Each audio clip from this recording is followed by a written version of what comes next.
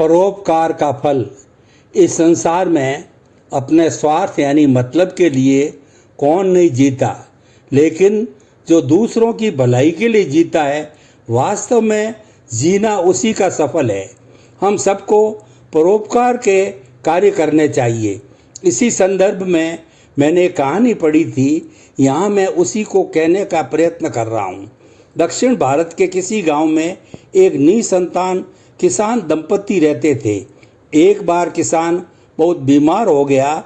उसकी आयु भी काफ़ी हो गई थी, अतः अब उसके शरीर में इतनी ताकत नहीं थी कि वह बीमारी से संघर्ष कर सके। उसने ये अनुमान लगा लिया था कि अब उसके बचने की कोई उम्मीद नहीं है। वह सोचने लगा, मेरे मरने के बाद मेरी पत्नी का क्या होगा, वह बेचारी भी तो वृद्ध हो गई है। ये सब सोचते सोचते उसने अपनी पत्नी को बुलाकर एक डिब्बा दिया और स्वयं स्वर्ग सिधार गया। यह सब देखकर किसान की पत्नी दुखी होकर विलाप करने लगी। उसके रोने धोने की आवाज़ सुनकर पड़ोसी एकत्रित हो गए और उन्हें समझने में तनिक भी देर नहीं लगी कि किसान का परलोक गमन हो गया है।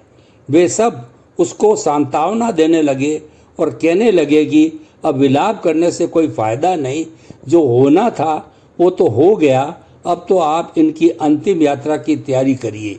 यह सुनकर उसने किसान का दिया हुआ डिब्बा संभालते हुए घर के अंदर रख दिया और लगी तैयारी करने। देखते ही देखते पड़ोसियों ने सब सामान जुटा दिया और ले गए किसान को अंतिम यात्रा के लिए। एक दिन जब सब काम निपट गए तो किसान की पत्नी सोचने लगी कि मेरे पति ने मरते समय मुझे एक डिब्बा दिया था, अवश्य उसमें कुछ होगा। और यही सोचते उसने डिब्बे को खोला तो उसमें 3 पर्चियाँ निकली। उसने तुरंत एक पर्ची उठाई और खोली। वह लिखना पढ़ना जानती थी, इसीलिए उसने पढ़ने में कोई परेशानी नहीं हुई। उस पर लिखा था, हमेशा दूसरों की भलाई करनी चाहिए। यह पढ़कर उसने मन ही मन संकल्प किया कि मैं सबका भला सोचूंगी और यथासंभव सभी की मदद करूंगी। अब उसने दूसरी पर्ची खोली। उसमें लिखा था कि मेरे मरने के बाद मेरा खेत मेरी पत्नी को मिले और वो उसमें खेती करे। अब उसने फिर मन ही मन संकल्प किया कि अगर मेरे पति की इच्छा थी तो मैं अवश्य ये काम करूंगी। अब उसने तीसरी पर्ची खोली, जो कि पहले की 2 पर्चियों से कुछ अधिक बड़ी और मोटी थी। इस पर्ची में 300 रुपये निकले, जो कि एक कागज में लिपटे हुए थे तथा लिखा हुआ था कि इन रुपयों को किसी अच्छे और नेक काम में लगाना। यह देखकर उसने फिर अपने आप से कहा कि मैं अवश्य इन रुपयों को नेक काम में लगाऊंगी। इसके बाद किसान की पत्नी ने देखा कि घर में कम से कम 1 साल के लिए भोजन की कोई कमी नहीं है। पर्याप्त मात्रा में गेहूँ, चावल, नमक, हल्दी आदि रखे हुए हैं।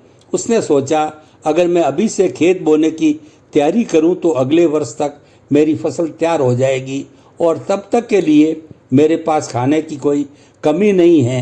लेकिन एक समस्या थी कि खेत को खोदे कौन, बाकी काम तो वह कर लेगी। वह यही सोच रही थी, तभी उसने सुना कि बाहर कुछ शोर मच रहा है। वह घर से बाहर आई और देखा कि एक सूअर अपनी जान बचाने के लिए इधर उधर भाग रहा है और कुछ लोग उसे पकड़ने के लिए उसके आगे पीछे दौड़ रहे हैं। किसान की पत्नी ने उन लोगों से पूछा, तुम इसे पकड़कर क्या करोगे? वे बोले, इसे पकड़कर हम बेचेंगे, उसका अचार थोड़ी ही डालेंगे। किसान की पत्नी ने मन ही मन सोचा, किसी की जान बचाने से अच्छा काम और क्या हो सकता है। ऐसा सोचकर उसने उन्हें 50 रुपये देकर सूअर को खरीद लिया। यह देखकर लोग उसका मजाक उड़ाने लगे कि देखो कितनी पागल है, भला यह सूअर का क्या करेगी। लेकिन उसने कोई जवाब नहीं दिया, चुपचाप अपने घर के अंदर चली गई।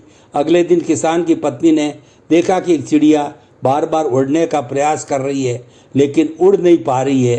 तभी अचानक वहाँ एक बहेलिया आ गया और चिड़िया पर गुलेल से निशान करने लग गया। यह देखकर वह तुरंत बोली, अरे ये तुम क्या कर रहे हो?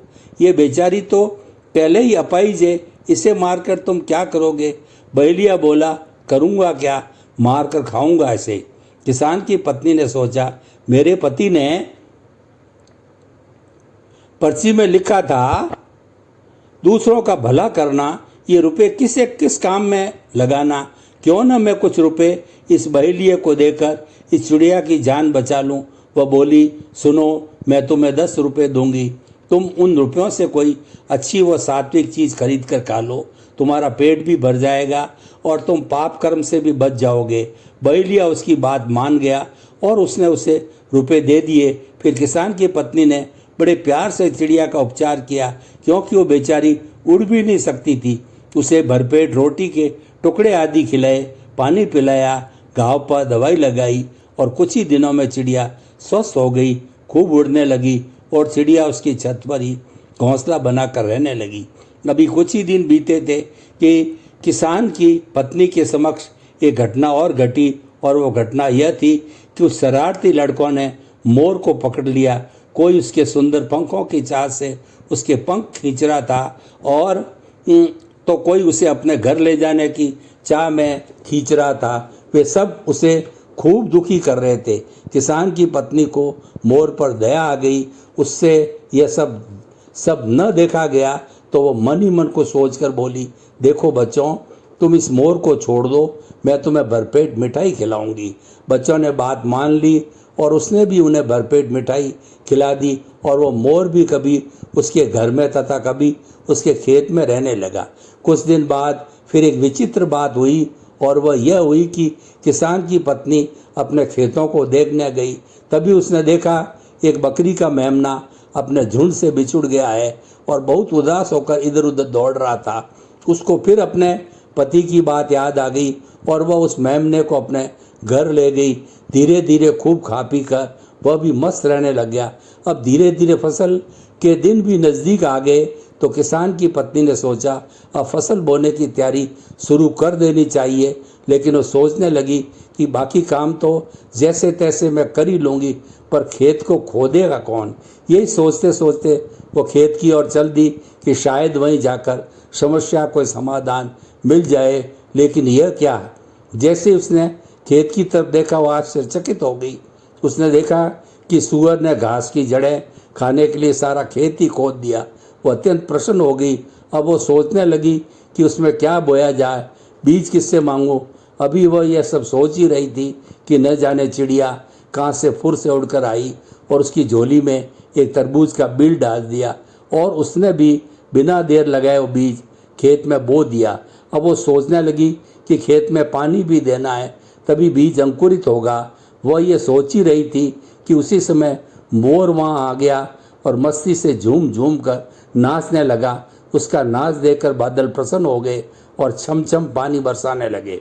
अब वो सोचने लगी कि उसमें खाद भी डालना चाहिए और इस काम को पूरा किया मेमने ने अपनी मिंगन की खाद डालकर। इस प्रकार किसान की पत्नी की सारी समस्याएं चुटकियों में हल हो गई। सूअर ने खेत खोदा, चिड़िया बीज लाई, बकरी ने खाद दी और मोर ने पानी बरसाया। और यही नहीं, पुण्योदय से तरबूज की बेल इतनी फैली कि सारे खेत में छा गई। उसमें ऐसे मीठे और रसीले तरबूज लगे कि एक एक तरबूज 5-5 रुपए में बिकने लगा और देखते ही देखते कुछ दिनों में सारे तरबूज बिक गए। उसकी कमाई से किसान की पत्नी का घर भर गया। यह सब देखकर गांव वाले कहने लगे कि यह बेल नहीं, फली इसका परोपकार फला है। अब किसान की पत्नी अत्यंत प्रसन्न थी। उसकी प्रसन्नता के 4 मुख्य कारण थे। सबसे पहला प्रसन्नता का कारण तो यह था कि उसने अपनी पति की इच्छा को पूरा किया था। दूसरा कारण यह था कि दुख के बाद सुख मिलने से और गरीबी के बाद धन मिलने से कौन प्रसन्न नहीं होता। अतः दूसरा कारण धन था। तीसरा कारण था कि उसने किसी बुरे तरीके से धन नहीं कमाया था, अपितु कई प्राणियों का भला करके ये वरदान पाया था। और चौथा कारण यह था कि उसकी परोपकारी भावना को देखकर गांव के लोगों को परोपकार करने की प्रेरणा मिली। उसके समक्ष गांव के वे सभी व्यक्ति अपने जीवन में जितना भी अधिक से अधिक हो सकेगा उतना परोपकार करेंगे। अनेक लोगों ने प्रतिज्ञा की कि इस कहानी से हम सबको यह भी शिक्षा लेनी चाहिए कि जीवन में अधिक से अधिक परोपकार करना चाहिए। और चिंतन किया जाए तो ये स्पष्ट ज्ञात होता है कि यह सृष्टि परोपकार पर ही चल रही है। हम सब यह कहें कि प्राणी मात्र एक दूसरे पर परोपकार ही करते हैं, अर्थात सूर्य, चंद्रमा, मेघ, पेड़ पौधे, नदी, गायें, पशु पक्षी तथा सज्जन, ये सभी पृथ्वी पर परोपकार के लिए उत्पन्न हुए हैं।